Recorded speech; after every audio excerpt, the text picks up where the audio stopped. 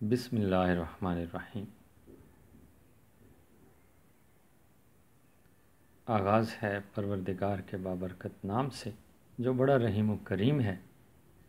جماعت ناہم کے عزیز طلباء و طالبات، آپ کا معلم ممتاز گوندل ایک بار پھر حاضر ہے اور آداب عرض کرتا ہے۔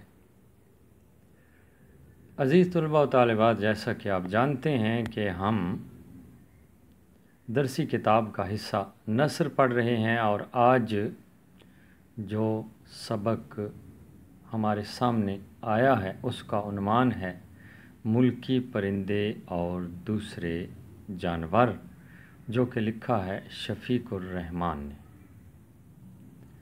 ملکی پرندے اور دوسرے جانور ایک منفرد موضوع ہے۔ اس میں کوا کا تذکرہ ہے، الو کا ذکر ہے، بلی کے حوالے سے بات ہے، اور بھینس کے حوالے سے بھی بات کی گئی ہے۔ اس کے علاوہ ایک شاعرانہ پرندہ بلبل، اس کا بھی تذکرہ کیا ہے مصنف نے، اور بڑے ہی ہلکے پھلکے اور مزاحیہ انداز میں کچھ معلومات فراہم کرنے کی کوشش کی ہے، اور اپنی نوعیت کا یہ ایک منفرد سبق ہے۔ مصنف نے ابتدا میں شہ سرخی لکھی ہے سبق کی، ملکی پرندے اور دوسرے جانور، اور متن میں مصنف نے ذیلی عنوانات بھی لکھے ہیں۔ اگر وہ کوا کا تذکرہ کر رہا ہے تو کوے کی ذیلی سرخی لکھی ہے، اسی طرح الو، بلی، بلبل، بھینس وغیرہ، ان سب کی ذیلی سرخی دے کر ان کی تھوڑی بہت تفصیل، ان کی عادات مزاحیہ انداز میں لکھی ہیں اور بہت اچھی ہیں، دلچسپی سے پڑھیے گا۔ ہاں جی، ایک ضروری بات کہ جس طرح مکالموں والا سبق ہوتا ہے، کوئی ڈرامہ ہوتا ہے، مکالموں کے انداز کا سبق لکھا ہوا ہوتا ہے، اس کے خلاصے میں آپ نے مکالمے نہیں لکھنے ہوتے۔ بالکل اسی طرح یہ ذیلی سرخیوں والا ایک سبق ہماری کتاب میں ہے، تو آپ کو ذیلی سرخیاں لکھنے کی ضرورت نہیں ہے۔ خلاصہ آپ اس طرح لکھیں گے کہ جس طرح مصنف نے تذکرہ کیا، ابتدا میں کوا کا تذکرہ کیا، کوا کے حوالے سے تھوڑی تفصیل لکھنے کے بعد اس نے الو کے حوالے سے بات کی، وہ آپ لکھیے گا۔ ذیلی سرخیاں لکھنے کی ضرورت نہیں ہے۔ تو مصنف کے تعارف کی طرف اب ہم بڑھیں گے اور اس کے بعد مزید بات کریں گے۔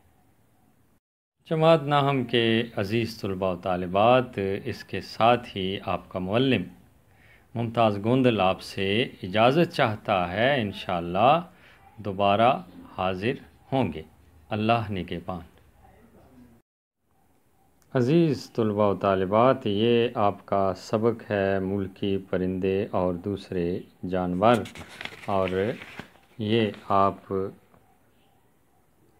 کے مصنف کا تعارف ہے شفیق الرحمان، اور سب سے پہلے ان کا سن پیدائش لکھا ہوا ہے۔ سن پیدائش ان کا 1920 اور سن وفات ان کا سن 2000 لکھا ہوا ہے۔ یہاں سے آپ نے شروع کرنا ہے، ابتدا میں سے بالکل جس طرح یہ لکھا ہوا ہے جناب، واضح طور پر سامنے نہیں آ رہا، بہرحال آپ کھولیے گا کتاب، شاید روشنی کی کمی کی وجہ سے سامنے نہیں آ رہا۔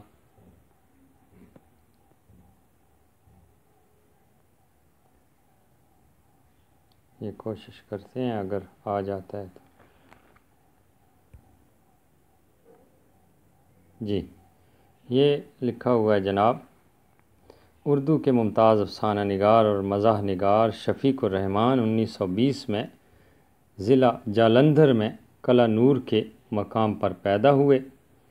انہوں نے 1942 میں king Edward medical college Lahore سے MBBS کا امتحان اعزاز کے ساتھ پاس کیا۔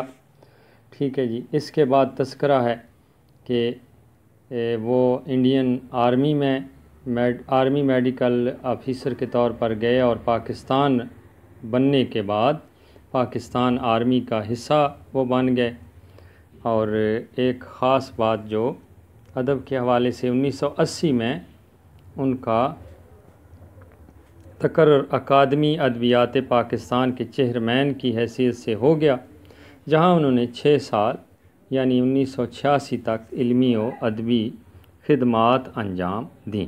اس کے بعد فن کے حوالے سے بات ہے، شفیق الرحمان کے مزاح کا انداز بہت ہلکا پھلکا اور نہایت شائستہ ہے، یہاں سے لے کر آخر تک آپ نے لکھنا ہے۔